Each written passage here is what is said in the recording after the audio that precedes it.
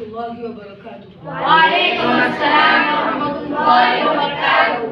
نحمده ونصلي ونسلم على رسوله الكريم اما بعد فاعوذ باللہ من الشیطان الرجیم بسم اللہ الرحمن الرحیم۔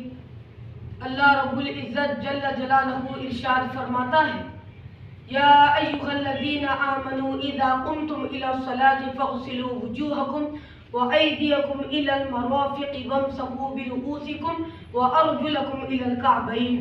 ترجمہ: اے ایمان والو، جب نماز کو کھڑے ہونا چاہو تو اپنا منہ دھو اور کوہنیوں تک ہاتھ دھو اور سر کا مسح کرو اور گھٹوں تک پاؤں دھو۔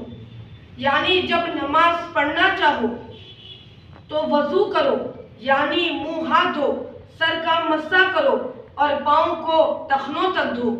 یہی وضو میں 4 فرائض ہیں۔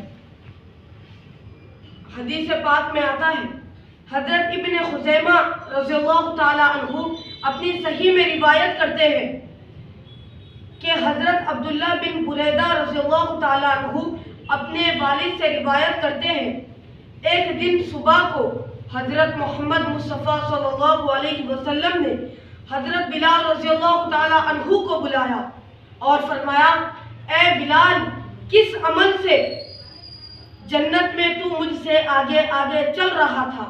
میں رات جنت میں گیا تو تیرے پاؤں کی آہٹ اپنے آگے پائی۔ بلال رضی اللہ تعالی عنہ نے عرض کیا، یا رسول اللہ صلی اللہ علیہ وسلم، جب میں اذان کہتا تو 2 رکعت نماز پڑھ لیتا، اور جب کبھی بھی میرا وضو ٹوٹتا تو میں وضو کر لیا کرتا۔ تو حضور صلی اللہ علیہ وسلم نے فرمایا، اسی سبب سے اس حدیث کی روشنی میں معلوم ہوا کہ جو شخص ہر وقت باوضو رہتا ہے وہ جنت کا حقدار رہے گا، انشاءاللہ اسے جنت ضرور ملے گی۔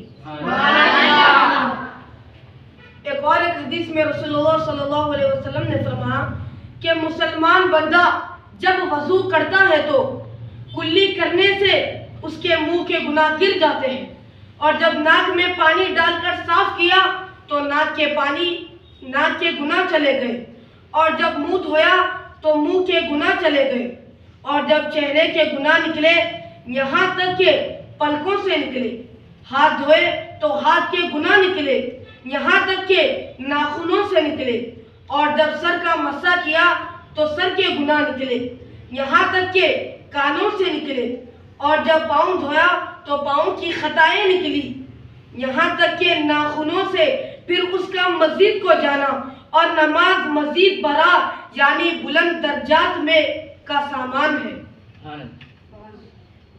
پیارے ساتھیوں، اللہ تعالیٰ جل مجدہ نے وضو میں 2 اثر رکھا ہے، ایک ظاہری جو محسوس ہے، آنکھ سے دیکھا جا سکتا ہے، اور دوسرا باطنی جو غیب ہے۔